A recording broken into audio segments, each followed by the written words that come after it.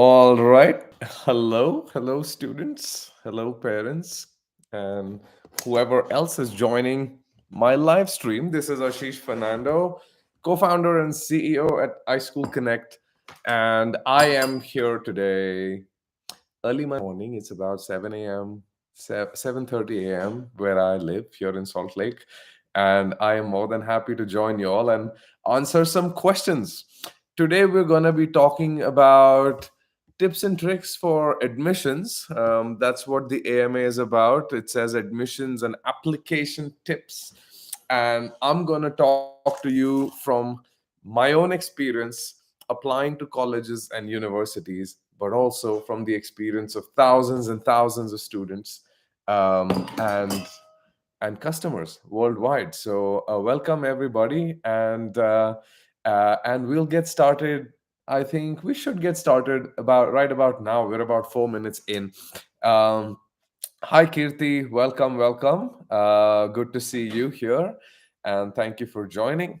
Uh, we are about to get started. I'm going to spend maybe about 5, 7, maybe 10 minutes talking about my own journey, and then I'm going to start taking questions from you guys. I want to know where y'all are applying to, if you all have even decided what schools you're going to, and what would be some of the tips and tricks that will make you stand out compared to everybody else who's applying. Because in the end, guys, the admission decision process, it's a very human process. We don't understand it. A lot of us think, oh yeah, it's just there's a system that's making the decisions, that I just put my I have a good GPA and I do a good essay and I have good English test scores and it works.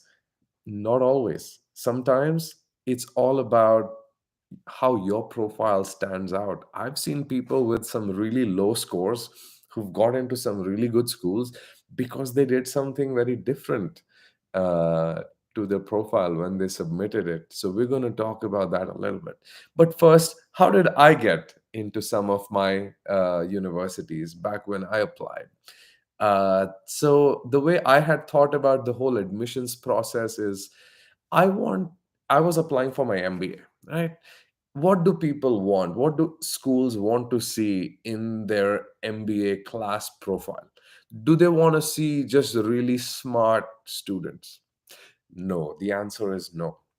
When an MBA class, when a school or an institution is thinking about putting a bunch of students together for a business class, they're thinking, who will be the right person to be in that class, who will raise their hand all the time and say something smart and debate and bring a very healthy discussion to the classroom. That's what they're looking for.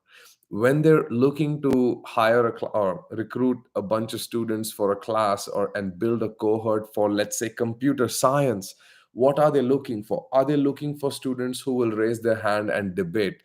No, they're looking for students who will raise their hand but ask some really smart questions. So depending on the program that you're applying to, admissions offices think very differently about how they make your decision. So I want to know from you all, and I want to answer these questions of what's there in your profile that you think, if you were to tell me, what's the one thing in your profile that really you think stands out?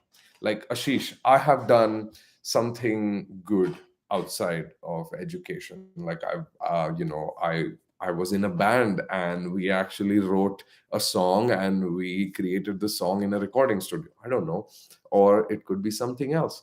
Or maybe your GPA is really good, or your GMAT is really good. That is okay too. But know that a lot of people will have that. A lot of students who are applying to the same schools as you will have good GPA, good GMAT score, good GRE score, good SAT score, good TOEFL scores. Why? Because a lot, I mean, other than the GPA, for the rest of the scores, you can give your exams again, right? So you can give a GRE again if you get a low score. You can take training and you can get a good score. So, not always, guys, those things stand out in your application. So, I'm going to tell you what stood out for me. And these are the secrets that you're not going to hear from any other place. and you're not going to hear them anytime soon, right? So I'll talk to you a little bit about what I did. Okay, so when I applied, I decided to apply to six institutions, and I got an admit from five of those institutions when I applied. Now, were my scores really, really good? Uh, yes and no. So in my master's degree, I had a really good score, and I had the university gold medal, which means I topped the university for my master's in biotech. But my undergrad, which where I did my bachelor's, I actually scored pretty low, and I had to offset it somehow. Now, how did I offset it? I went and gave the GMAT and I got a good score. And I also got a really good score on my TOEFL. I think you guys know. But what stood out in my profile is actually none of those things. I made my profile stand out by doing two important things, guys. You stay tuned and I will let you know what these two things are. First, I will tell you now, the first thing, and we'll talk about that a little bit more, is knowing the admissions office. Hello, I see some people joining. Hello, Lisa, Kirti, Gautam, Vaibhav. Welcome, everybody. Gautam, this is about both. It's about undergrad and masters. What are you doing? Are you undergrad or are you grad? Please let me know. And also, guys, let me know what countries you're applying to or what schools you're applying to. Start talking to me on the chat, and I'm going to start answering questions. Right, this is your time to get some really free advice and free feedback on things that you want to do. Right, hello Aries, nice to meet you. That's a very nice name. So while you all are thinking about what is the question you want to ask, and please make sure you ask me whatever you feel like. Nobody here, no, yes, they people see your name when you type a question, but nobody bothers about, oh, the other person and what you're doing and what you're not good at or good at. So don't worry about it. Just ask your questions. So the first thing I will tell you, the first and most important tip that I really thought worked well for me, and I recommend this to a lot of students, is get to know the admissions office. Guys, you don't even know how important this is. And we, especially, with our Indian sort of background, the way we are culturally, we usually think, oh, the admissions office are beyond my reach. I cannot really get to them, and I shouldn't get to them, and I should only do what the website says, which is apply with these documents and submit them, and then hopefully get an admit. No, it does not work that way. Sometimes it's all about recall. It's like when I meet someone, or when I see somebody randomly at a conference or some other place, just on the street also, even if I don't remember their name, just their face is going to make me feel like, hey, I think I know this person, right? I think I should talk to this person. Where have I met this person? You need to bring that kind of a thought process in the admissions office. How do you do that? Does it sound like, oh my God, what are you talking about, Ashish? How do I get the office to remember me? There are many ways. One is LinkedIn. Just know that let's say you're applying to Yale.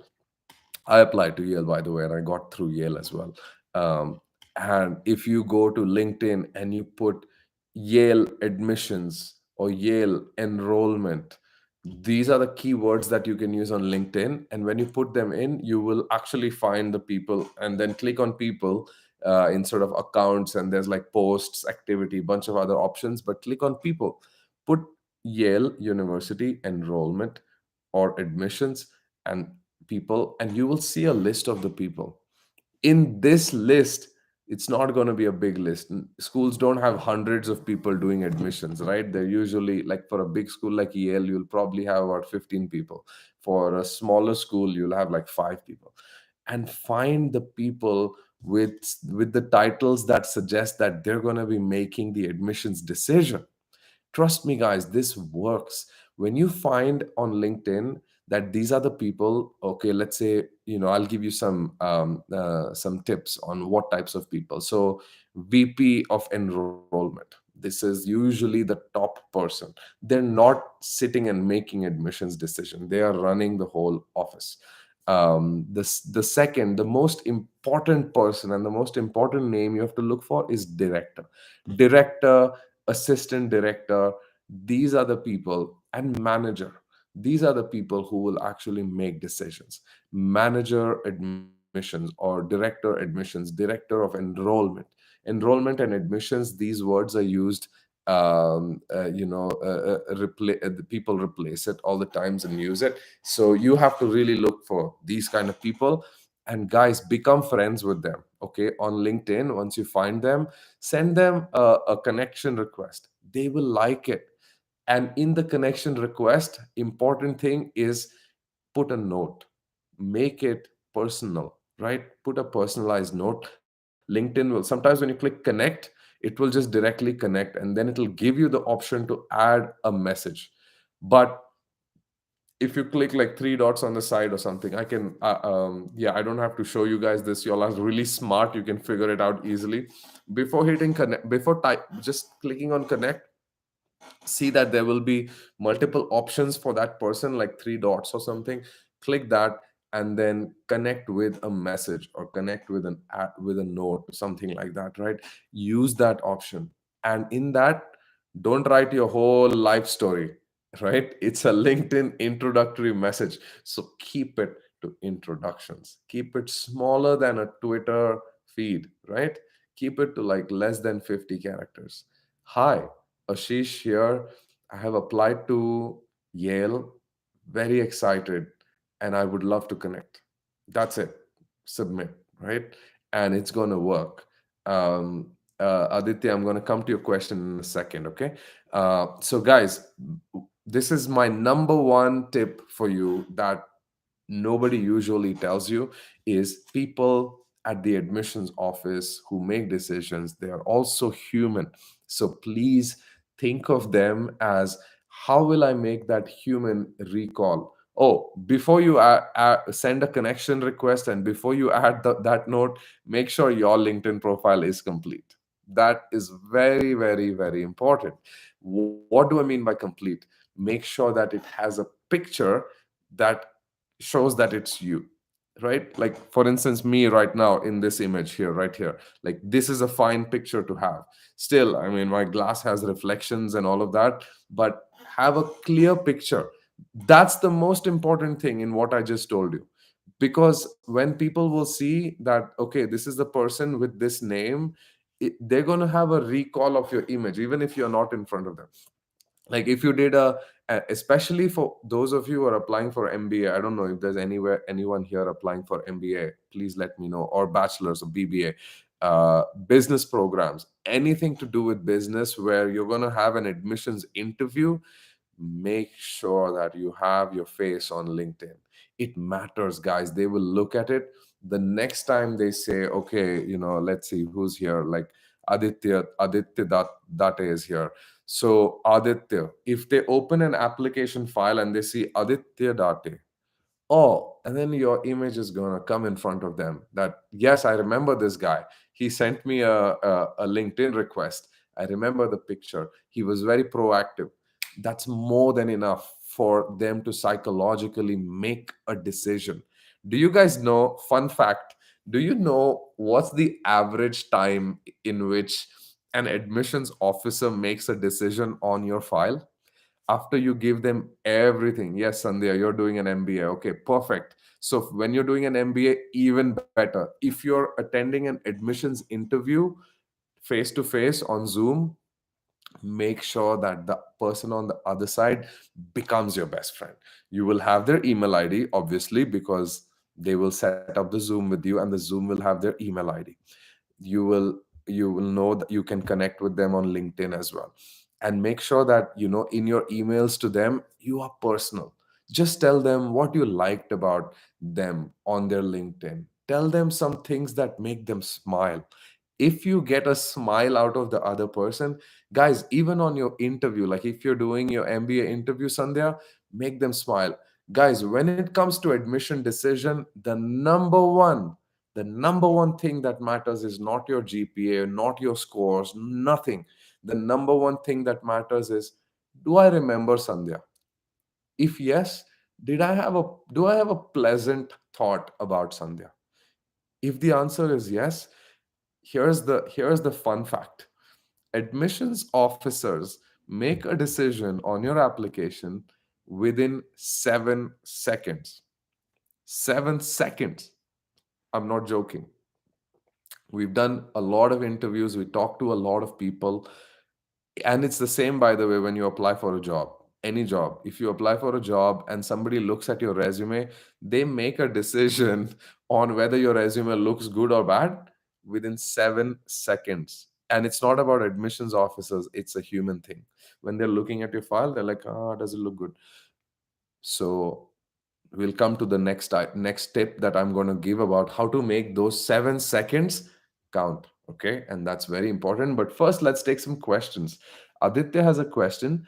Does having a GitHub account really make a difference? Yeah, I mean, if you have a GitHub account alone, it's not going to make a difference. What have you done with your GitHub account? That's what makes the difference, right? So I was in, I have a background in biotech, so I don't have a GitHub account, but I did a lot of work online where I gave a lot of my thoughts out, even though they were just sometimes weird thoughts. It doesn't matter about about everything I was doing in genetic engineering and things of that nature. But I was posting a lot everywhere, and my scores on places like Elsevier and some other places where you can really post and create forums and do stuff. My ranking was pretty high, so yes, I use that a lot. But we'll come to that on how to make the 7 seconds matter, right? So my team is taking what I'm saying and compressing it into really meaningful one-liners. I love it, guys. Thank you. But yes, you guys should definitely use that. So Aditya, coming to GitHub, if you're doing something with GitHub, please type in the account in the chat here, and yeah, we should be able to use that. But use those things. Now coming to the 7 seconds, guys, right? And ask your questions while I'm talking about it. Please ask your questions. um, Tina says, applying early to U Chicago, is it a good decision? Applying early is always a good decision. Early decisions, and round one is where you want to be for some place like a U Chicago, right? If you go to a slightly lower ranked school, then round two of admissions is also okay.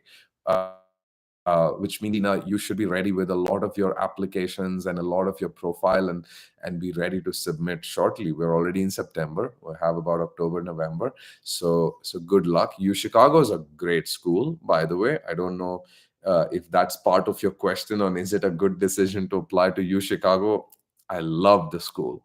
I wonder what intake you are, what intake, and also I'm guessing based on what you're asking, it's fall 24. But what program and how your profile looks like, that will be a very important thing to look at. Um, but yes, absolutely. Um, what is the deadline for September intake 24 in UK? It depends. Sachin is asking this question on deadlines. It depends on what types of schools you want to apply to. A lot of the schools even have rolling deadlines, which means you can apply late into April, May of 2024. But a lot of the good schools, like if you're applying to the top 5, for instance, you have to be applying by end of this year. And it's very, very important. Early decisions matter for one important reason. You know what's the important reason? Scholarships. I'm sure a lot of y'all want scholarships. So just know that um, uh, the reason you apply early to any school is so that you can get to throw a dart at the pool of scholarships. And there's this big dart wheel, and it has a lot of numbers on it, and you hope that your dart hits the center and you get a full scholarship, right? I know, Sachin. Yes, I mean, it's a good thing to want a scholarship. I wanted a scholarship too, and I got 100% scholarship from Bentley. I got a 60% from Yale. So yeah, I always have this dartboard, and you're like, and how do I get to the bullseye? That's your goal, right?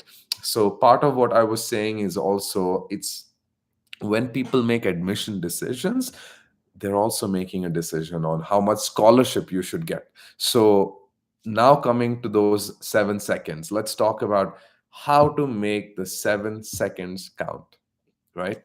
The number one thing I will tell you on how to make 7 seconds count is always anything that you are submitting, be it an SOP, an essay, or your profile, this is your resume, anything. What matters is the first 5% and the last 5%. Okay? Just remember that it's like a relay race. There are four people. I hope you all know what a relay race is. Like, you run around the track and then you pass on the baton to someone else and they run, and then four people. Usually it's a four-person relay. Just remember, the first and the last person, the first and the last runner are always the strongest. You know that, right? And that's how you should think about your entire profile. Okay, first runner and last runner, strongest. What do I mean by that? When you look at your resume, if I look at the top of your resume and the bottom of your resume, it has to be strongest. Usually people put all the good stuff and the meat in the middle, but try and do as much as possible to the top, right? Use that. I see a lot of resumes, I see a lot of essays also where the top 5% is just so boring. It's very boring. I read it and it's just the usual thing copied from the internet. Experienced, professional, motivated, hungry for growth. You think when you read that in somebody's profile, do you think it stands out? It doesn't stand out. Everybody puts the same on their resume. Essays, I see a lot of students writing essays. Yes, of course our counselors are there to help you with all of this stuff, but in the end, it's really hard for a counselor or somebody else, even if you, let's say, you ask your parents or some of your best like buddies to write for you. In the end, it's always hard for another human to put themselves in your shoes and write it immediately within, like, a week or 2 weeks. You're not going to get the best outcome unless you look at it and say, okay, hey, Ashish said. So my number one tip for you was connect with the people, right? The second tip that's very important is the 7 seconds, and the third tip now is your first and last 5%. And guys, don't say, oh my god, I've paid money to someone so they're just going to write it for me. They might be the best writers in the world. They're not going to know what your first and last 5% should look like. So when an admissions officer is looking at your application, think about the 7 seconds. They might flip through the pages and land on one page, okay, in your. So this is how it works. At the admissions office, all your documents and your profile actually gets printed and gets put in a file, and it has your name on it, right? The file goes to someone and it sits on their desk, or they meet together, four or five people in the admissions decision team, and they all look at your file. Now when they look at your file, different people, again, humans, some people, the way they analyze your file is they go to your resume first. Some people who analyze your file go to your essay or your statement of purpose. Some people who look at your file will go straight to your marks. Now the people who go to the marks, there's nothing much you can do about it anyway, right? You can, yeah, marks are marks. I mean, your GPA is your GPA. But you can get them on the last 5%, which is they look at it, okay, just scroll through, and then they give it a last shot, okay. And sometimes for them, the last thing is the SOP or the statement of, or the resume. Make sure that it counts. So I'll give you an example. This is my next tip. My And please, do not try, this is a do not try this at home moment, okay? Which means, just because Ashish said, oh, it worked for him, I'll do the same. It may not work for you. It may backfire. Whatever I'm going to say just now may backfire for you, okay? So please think about it carefully. On my essay, I actually started my essay with a picture. Yeah. Why? Nobody puts a picture on their essay, right? That's why. if if I found a picture of myself back in the day when I was very young, and I was actually like, I think I was 8 or 9 years old, in church, and I was talking to the audience, and I really love it. I love public speaking. I love to get out there. I love to give my thoughts out there. It's one of the most important traits of a business person, to be able to stand in front of a huge crowd, not even think about the crowd, and just give your thoughts. So I use that picture, and a picture speaks 1,000 words, right? That doesn't even take 7 seconds. People looked at it, and I was told this when I later on, when I went to Bentley, and I spoke to the person who gave me my admit, and she said, "Hey, Ashish, we all knew you. The minute the admissions office looked at your file, everybody was like, 'Oh, Ashish Fernando, yeah, I know this guy. He's connected with me on LinkedIn.' My face flashes in front of them, right? And then the next thing is, anything they open, there is an Ashish special, right? I gave them an Ashish special on everything. My resume looked different. Mine was a one-page resume, which is what you want to do. In India, we like to make four-page resumes, guys. It does not work. It's not even needed. Okay, one-page resumes. But my top one-liner said I was different. My statement of purpose, my essay had a picture on it. Different. When people see these kind of things in your profile, sometimes I'll let you in on this secret. Nobody's gonna read your full essay. Okay, so if you're working with your counselors and you're saying, "Hey, counselor, oh please, like fix my essay, like help me do more, like how do I write better?" A lot of times people don't even read the whole essay, but what they might read is the top and bottom 5%, right? So make it count, guys. Make it special. Like, give it your special. Okay. Happy Jangid. Sir, I have a query. If you allow, may I ask in private, and if, where, and how? Oh, yeah, you can ask me in private. You can send an email to me at ashish@ischoolconnect.com, and I will answer your question. Jangid, hope I pronounced your name right. But yeah, happy to do that. Aditya, is it only the scores which get you the scholarship? No, Aditya. So there are a few different types of scholarships, right? So there's a merit-based scholarship, there's a need-based scholarship also. Please go through them, research what these two things mean. Merit-based scholarship is usually based on merit, as the name suggests. So yes, if you have a good profile, you're going to have a really good chance of getting a merit-based scholarship. A need-based scholarship is when you are a really deserving student, you don't have the finances to do it, but a lot of schools will do need blind, which means, again, that's the third one. You got to look at it, need blind. And a lot of schools do that. Actually, most schools do that, which is, they don't say, "Oh, what do you mean? Like, you only have to have good scores to get a scholarship?" No, we want people to study, and so we will give them scholarships. So most people will get scholarships. A good tip, guys, for getting a good scholarship. Again, this is another tip that you might say, "Oh wow, I never thought about this." If you have to choose between being the best student at a lower ranked school versus being an average student at a really higher ranked school, always pick the first option. Always pick a school that's where you think, "Oh my god," like, take my example.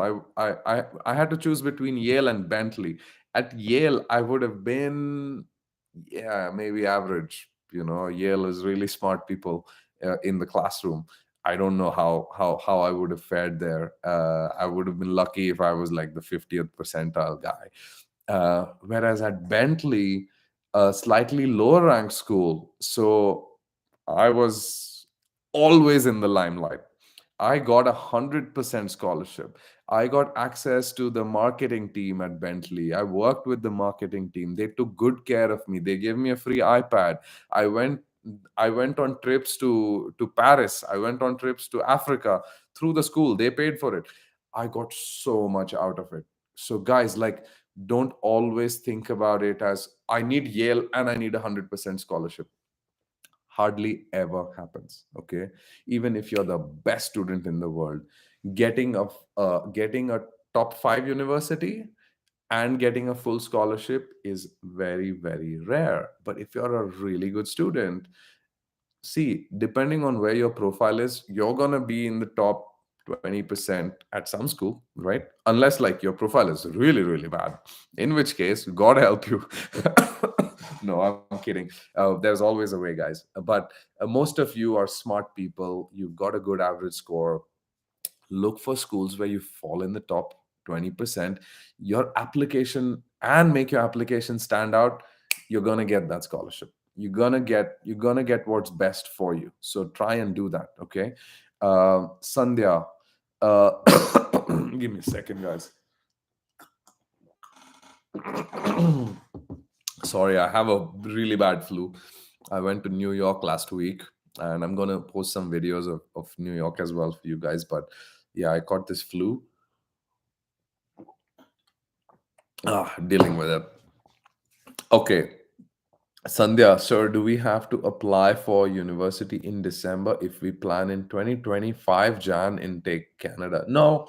If you're planning for Jan, you should think about getting into application cycle by mid of 2024.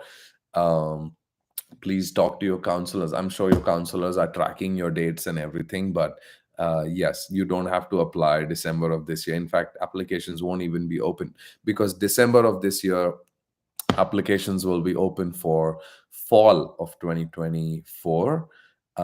What you're looking for is spring 2025, so it will open slightly later. Some schools keep it open for 2 or 3 years ahead. So yeah, but no, you don't have to worry about it right now. Paramjeet, is there a chance to get scholarship in spring? If not, can we apply for one next year? Yeah, Sandhya, no worries. Absolutely happy to help. So, Paramjeet, is there a chance to get a scholarship in spring? The answer is yes. So the way schools operate is the main admission cycle is the fall intake, which is the September intake. And they keep a lot of their money available for scholarships for that intake.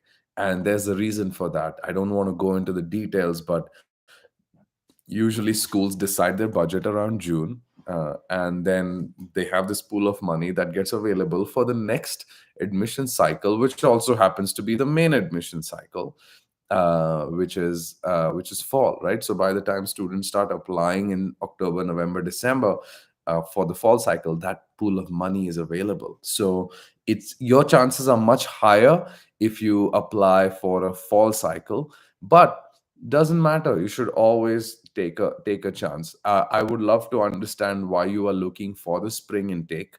Um, and because you're also saying, can we apply one?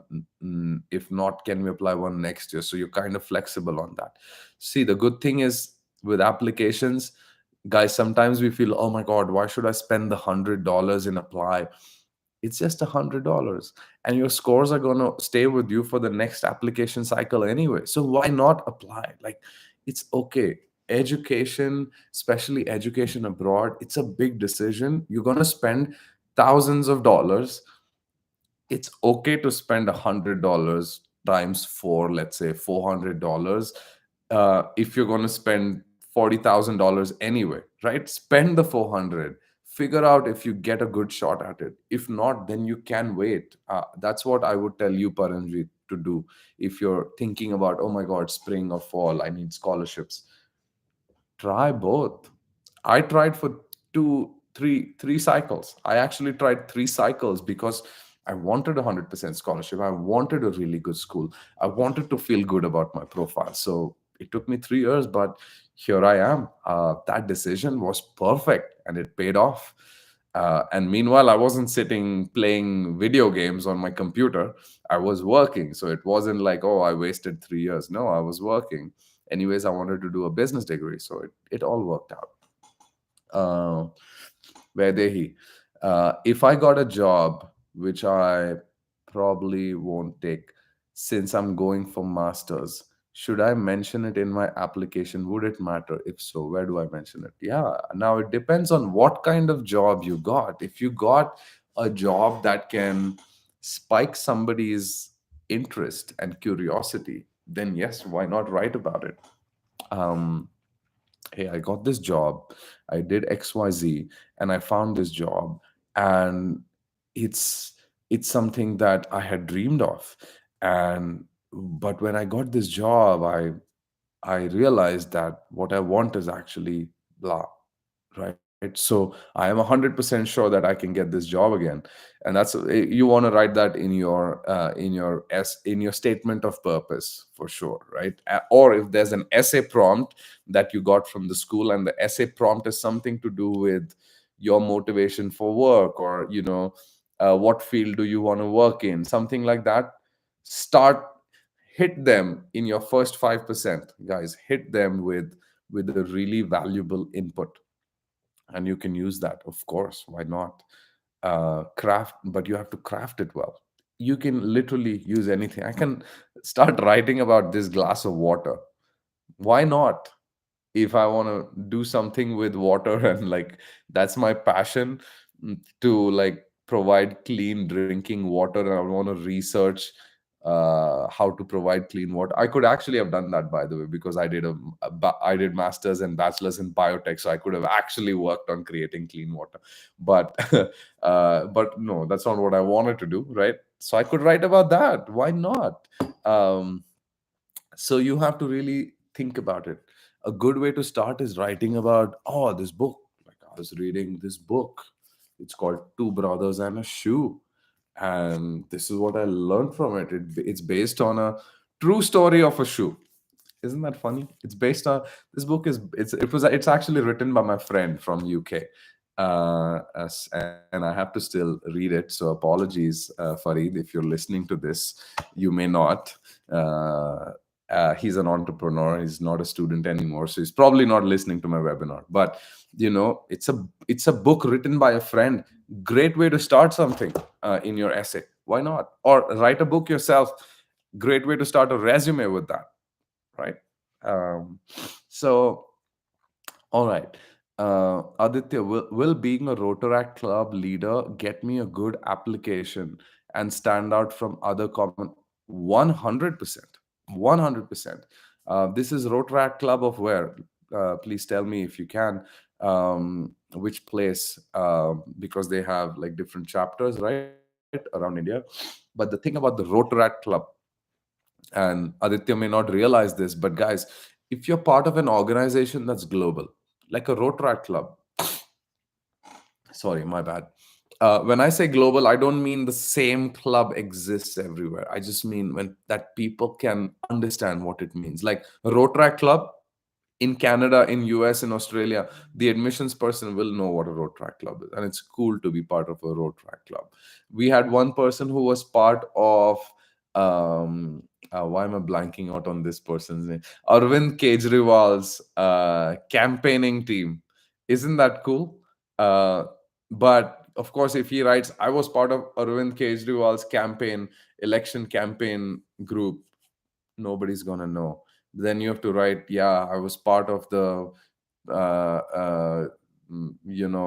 chief minister of Delhi's campaign or whatever. People will get it. Same with Rotaract Club. If you're part of like bike clubs, motorcycle clubs, a lot of Indians are, right? And you, or Greenpeace or ISEC, guys, write about it. Actually, it's very, very, very important that you write about it. So yes, uh, Paramjit, yeah, in the end, it's always okay to wait for a year, guys. Yeah, that's Paramjit's question. Is it okay to wait for a year? Why not? People generally, you will have a lot of societal pressure, right? We're in India, like we'll have societal pressure. People will say, why are you waiting for a year? Oh my God, what am I going to tell my friends that, like you're not studying, you're not. No, it's okay to take a gap year, but make the gap year count. It's very important. It doesn't mean, oh, Ashish said take a gap year. He took 3 years to apply. No, no, I did. It wasn't for me. It wasn't like a gap year. I was working. I was gathering work experience. I was working in a meaningful job with Americans, and I was managing American projects. So I was learning so much about America while I was taking kind of a gap before my MBA.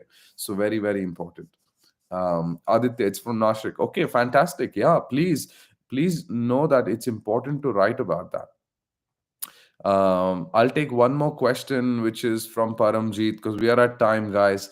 One last question. What's the difference between so a statement of purpose and an essay? A statement of purpose is a statement of purpose. There is no prompt, is what they call it, or there is no question, right? It's what's your purpose as a person, as a student, as a human being, as a citizen, as a person trying to immigrate to another country. What's your purpose? Why should I give you an admit to this institution? How are you going to contribute to the University of Chicago, to the Department of Computer Science, to your employer who's going to give you a job in computer science, to the world out there, be it people, be it dogs, it doesn't matter. What's your statement of purpose? That document is designed with one purpose in mind. It's to understand your motivation. That's it. Okay, it's very, very important. An essay, on the other hand, will have prompts. So for essay, the school will ask you to write about a certain thing. So they want to know, for instance, if it's a business program, they're going to ask you about whether you faced a challenge in life and how you dealt with that challenge. If it's for a computer science program, it's going to ask you about an experience you had with technology or with teams, working with teams, and what you. So it can be different questions. So an essay is actually a prompt that has not much to do with your purpose in life. You could still add some aspects of what's your purpose, but that's what an essay is. And an SOP is always just one document. Think of it like a cover letter for your life. Okay, an SOP, yes, well, that's a good way of putting it. An SOP is a cover letter for your entire life, what you've achieved, what you want to achieve, and where you want to be. Right. So that's the big difference. So I hope that I'm able to answer some of your questions, guys. I'm not sure about my purpose. That's funny, and I'm sure many of us are going through same. Yes, you're right. I kind of smile about it, but you're right. I smile because I would be thinking the same thing when I'm writing my statement of purpose. But just know one important thing, guys. You are making a really big decision to leave your family behind, to leave your country behind, to go to some place that's on the other side of the earth. In most cases, everybody who's coming to America, you're literally going to be on the other side of India. That's a huge commitment. And in order to make that commitment, the number one people that you need to do justice to by saying, yeah, this is my purpose, is your family, right? Your dad, mom, sister, brother, whoever you have at home. So if they are, I'm sure in a lot of cases your parents are helping you get the loan, right? They're putting almost all of their life's savings into your education. So you have to think about what you're going to do with that. Don't be one out of those three. Well, depends on what country, but on an average, one out of three, one out of four, one out of three people who go back to their country. And usually their excuses are, ah, that country is really bad. It's not as they show on TV. It's like it's worse. India is better. Second, oh my God, it's very hard to get a job. Nobody's giving me a job. It's very hard to find a job there. They were right that you don't get work visa. These are all excuses. Guys, if you have the skill, if you have the determination, you're going to get it. You're going to get the admit, you're going to get the job, you're going to do really well, you're going to help somebody else after you, just like I'm helping you today. It's really important that you have that purpose, right? So I know it's hard when you think of it, oh my God, I don't know, like what's my purpose. You have to think about it deeply. it actually doesn't take a lot. It comes from within, right? Like you have to sit over a weekend and figure out, okay, why am I doing this? Why am I going? Okay, I want to do computer science in Chicago. What's my purpose? It's okay if your purpose is I want to make money, right? Maybe all schools may not like it. Some schools might say why not. Like it depends on the person, right? So it's okay to say my purpose is to make money, but in the end that's never a purpose, right? You never make money to make money, right? You make money to do something with that money. That's your purpose, right? Now, just okay, Ashish said, yeah, making money can be a great purpose. Doesn't mean you just write like, oh, I want to make money, buy a house, buy a car. That's my purpose in life. No, that's kind of a dubious purpose in life, guys, right? So you have to really think about it hard. Your purpose could be changing the lifestyle for your family, and being motivated to be the first individual to go abroad and change the way your family's been living for, I don't know, 60 years. Like for me, I was the first person in my family to go abroad to study. Now there's four of us. My cousins followed the minute I did, right? So why not? My purpose was to learn what's outside of my country. I want to understand people, cultures. I even came outside and I lived with like non-Indians. That was the first thing I did. I was like, I'm not going to live with Indians because I know Indian culture. I know really well. I want to live outside. I had a non-Indian girlfriend who's now my wife as well. I have a non-Indian wife, and I do a lot of things, and I embed myself in culture. So important things to think about. All right. So, guys, that was the last question I would be taking. Thank you all for joining. We're going to do more and more of these sessions where I'm going to give you guys my tips and tricks of making your study abroad life really meaningful and special. Good luck. It's a great decision. It's a big decision that you all have taken, and we are happy to support it in any way possible. Please like, share, and subscribe to our channels. It's very important. It helps us spread the word to people you believe, you know, and it also helps us grow a lot. This is what we are all passionate about here at iSchool Connect, and we would love to do something for you all. Thank you so much. Take care.